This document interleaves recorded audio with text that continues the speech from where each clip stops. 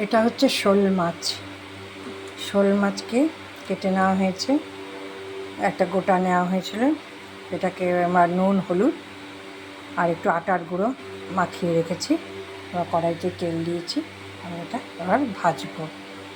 এই ঝোলটা করতে বিশেষ কিছু লাগবে না, আমি আদা বাটা দিয়ে হাতে দিয়ে একটু পেঁয়াজ দিয়ে দেবো আর জিরে ফোড়ন আর এলাচ একটু দেবো, ব্যাস এই দিয়েই রান্না হবে। দেখতে থাকো বন্ধুরা। এই মাছ ভাজা হচ্ছে। আমি মাছ সবসময় লোয়ে দিয়ে ভাজি, তাহলে ভাজা হয় ভালো, অল্প তেলেও ভাজা হয়ে যায়। ঠিক আছে, ভাজতে থাকি, দেখতে থাকো। মাছের ঝোলের জন্য 8 চামচ জিরে গুঁড়ো, তার চেয়ে একটু কম ধনে গুঁড়ো, এটা জল দিয়ে গুলে রেখে দেবো। আর হলুদ এটা দিয়ে আমি এটাকে গুলে রেখে দেবো। জিরে গুঁড়োটা ভিজলে খেতে ভালো লাগে। গুঁড়ো মশলা সবসময় এরমভাবে ভিজিয়ে রান্না করলে ভালো। কড়াইতে তেল দিয়েছে, 2টো তেজপাতা দিলাম আর জিরে, লবঙ্গ আর একটু এলাচ।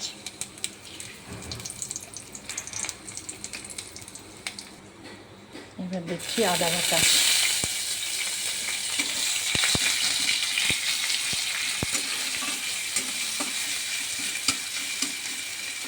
আদাটা একটু কষা হয়ে যায়, তারপরে জিরে গুঁড়ো, ধনে গুঁড়ো ভেজানো আছে ওটা দেবো।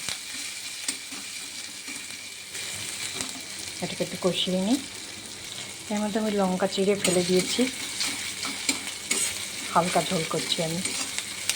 শোল মাছের ঝোল খেতে এরকমভাবে খুব ভালো লাগে, বেশ তরতাজা মাছ, একদম ফ্রেশ হয়ে গেছে ভাজা। এবার এই যে গুলে রেখেছিলাম এটা দিয়ে দিচ্ছি, দিয়ে এখন এই ঝোলটা আমি কালকেও করেছিলাম, তা কালকে খেয়ে ভালো লেগেছে, তাই আজকে তোমাদের সঙ্গে শেয়ার করছি। ঠিক আছে, নুন দেবো এবার। নুন দিচ্ছি পরিমাণ মতো। আমি সবসময় বলি নুন একটু কম দেবে, লাগলে দেবে। এবার এটা কষতে থাক। কষানো হয়ে গেছে, এবার জল দিয়ে দিলাম পরিমাণ মতো। যতটা মাছ হবে সেই বুঝে জল দিতে হবে। এবার এটা ফুটে গেলে মাছগুলো দিয়ে দেবো। মাছগুলো দিয়ে একটু চাপা দিয়ে দেবো, যাতে মাছগুলো নুন ঝাল সব ঢোকে ওর মধ্যে। মাছের মুড়োগুলো দিয়ে দিচ্ছি আর লেজা।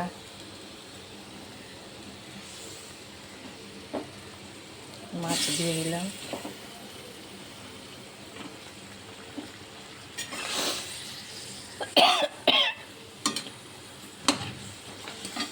এবার একটু চাপা দিয়ে দেবো। শোল মাছের ঝোল হয়ে গেছে। তোমাদের যদি গরম মশলা থাকে, গুঁড়ো থাকে, দিতে পারো, তবে না দিলেও না দিতে পারো, দিলে ভালো, বেশি টেস্ট হবে। আর কি দেবে, একটু ঘি। গরম মশলা দিলে ভালোই হবে, আর নাহলে এলাচ ফোড়ন, দারচিনি এগুলো দিয়ে দিও। আর একটু ঘি অবশ্যই দেবে, এই মাছের ঝোলে একটু ঘিটা খেতে বেশি ভালো লাগে। ঠিক আছে বন্ধুরা, ভালো লাগলে লাইক দিও, সাবস্ক্রাইব করে নিও রূপার পাঁচমিশালি চ্যানেল। ঠিক আছে, শুভ দুপুর, বাই।